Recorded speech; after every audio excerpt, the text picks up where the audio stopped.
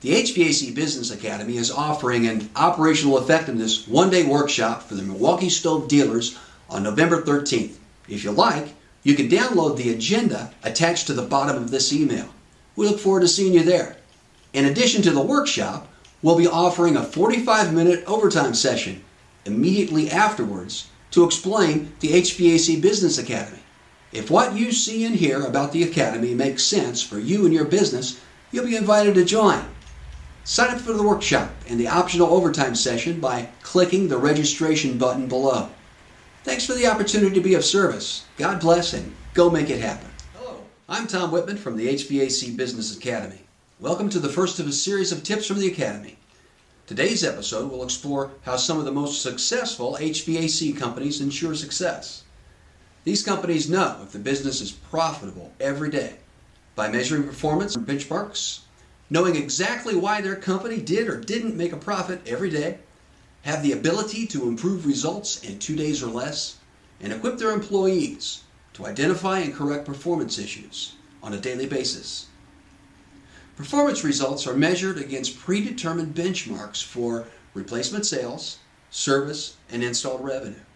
When all benchmarks are met or exceeded, the company is in a position to be profitable. But if not, the company isn't, and the problem is quickly identified. For example, let's pretend that this company's sales division needs to sell $4,000, generate 2.5 leads, and complete 2 presentations per day, and close an average of 40% to be in position to achieve profit benchmarks. 5 days into the month, results seem to be on track.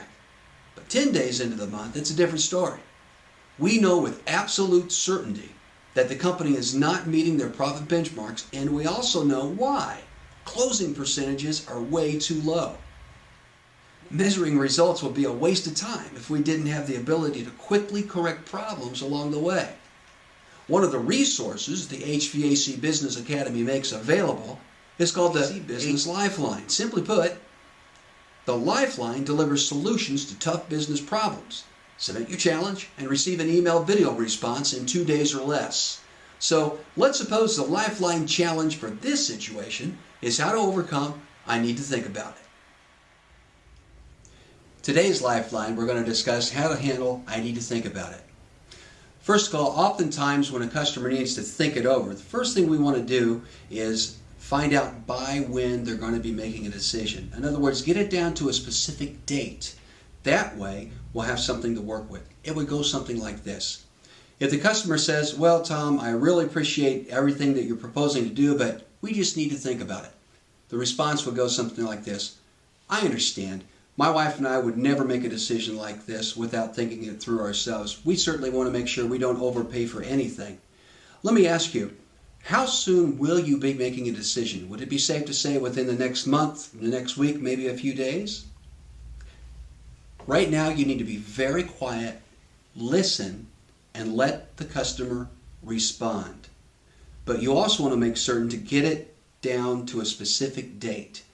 Let's say the customer says, "Oh, we'll be making a decision in 2 weeks, say a week from next Friday." Then your response would be something like this: "Oh, okay, a week from next Friday, that's soon. I see. Listen, oftentimes I visit my customers 2 or 3 times to review the scope of the work, the equipment selection, and the different parameters about the project before any final decision is made. That's pretty normal." And you say you're probably going to be looking towards making a decision by next Friday. "I have an opening around 5 o'clock.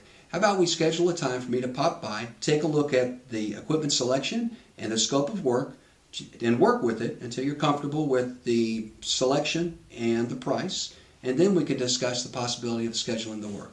Okay? At this point, you have to assume the sale of resetting that call with confidence. Assume this is a natural part of the process, and by resetting the appointment before you leave the home, you just increase the odds of you capturing and winning that sale by over 60%.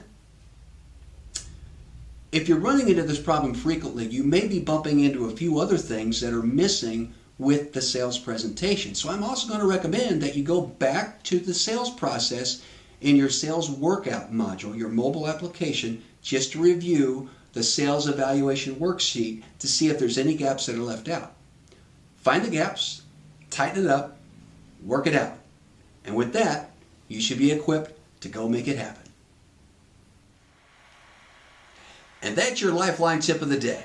Tips from the Academy Episode 2 will review service performance benchmarks, and the Lifeline tip of the day will be not charging for all the work.